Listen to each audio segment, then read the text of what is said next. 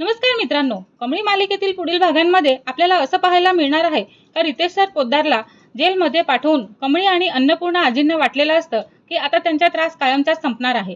पण त्यांना काय माहिती का नयनताराने रितेश सरांना जेलमधून बाहेर काढण्यासाठीच आपला सगळा पैसा पणाला लावलेला असतो आणि आता कमळी विरुद्धचा सर्वात मोठा कट सुरू होणार आहे. रितेश सर पोद्दारला गैरप्रकारांचा पर्दाफाश करण्यासाठी आणि करल्यानंतर कमळी आणि अन्नपूर्णा आजींनी त्यांच्या विरोधात ठाम भूमिका घेतलेली असते. पोलीस रितेश सरांना अटक करून घेऊन जातात. हे पाहून कमळीला थोडंसं समाधान वाटतं. ती अन्नपूर्णा आजींना म्हणते, आजी आता तरी त्यांच्या त्रासापासून इतर मुली वाचतील. अन्नपूर्णा तिच्या डोक्यावरती हात ठेवते आणि म्हणतात, हो कमळी, सत्यासाठी उभं राहण्याची भीती बाळगू नकोस. पण दुसरीकडे रितेश सरांच्या अटकेची बातमी ऐकूनच नयनतारा संतापाने पेटून उठते. ती म्हणते, कमळी, तू रितेशला जेलमध्ये पाठवलेलं आहेस, पण तू एक गोष्ट विसरलेली आहेस. माझा बदला अजून बाकी आहे. नयनतारा गुपचूप रितेश सरांच्या सुटकेची व्यवस्था करण्यासाठी मोठी रक्कम देते. काही दिवसांनी आवश्यक प्रक्रिया पूर्ण होते आणि ती झाल्यानंतर रितेश सर जेलमधून बाहेर येतात.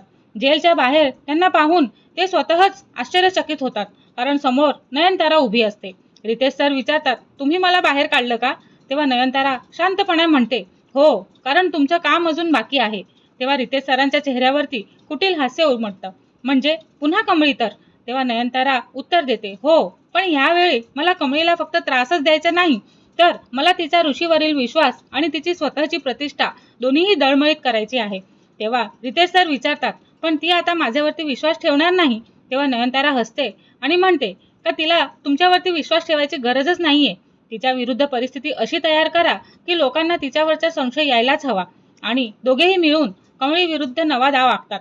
दरम्यान कमळीला रितेश सर जेलमधून बाहेर आल्याची बातमी मिळते आणि ती मनातल्या मनात हादरून जाते आणि ती म्हणते, काय, रितेश सर बाहेर आलेलेत का?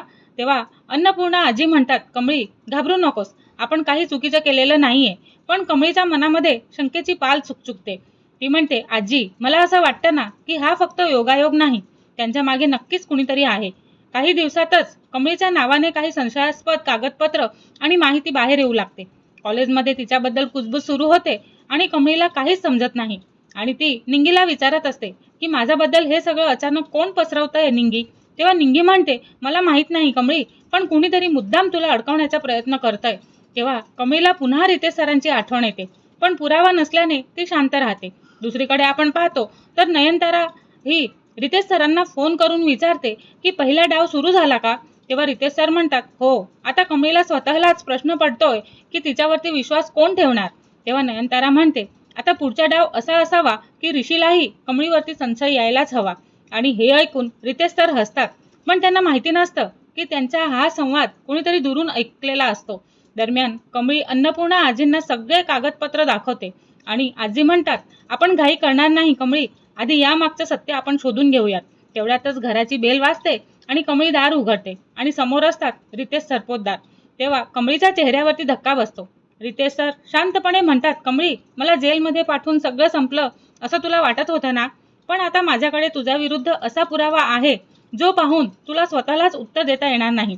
तेव्हा कमळी स्तब्ध होते आणि अन्नपूर्णा आजी तिच्या बाजूला उभे राहतात आणि दूर उभी असलेली नयनतारा हे सगळं पाहून मनामध्ये म्हणत असते का आता खरी सुरुवात झालेली आहे. पण नयनतारालाही अजून माहिती नसतं की रितेश सरांच्या हातात असलेला तो पुरावा खरंच कमळी विरुद्ध आहे की नयनतारालाच ह्या कटामध्ये अडकवण्यासाठी कोणीतरी हा खेळ खेळतोय. तर पुढच्या भागामध्ये हे सत्य आणि रहस्य हे दोघंही उलगडणार आहे आणि तो भाग बघण्यासाठी आमच्या चॅनलला लाईक, शेअर आणि सबस्क्राईब करायला विसरू नका. धन्यवाद.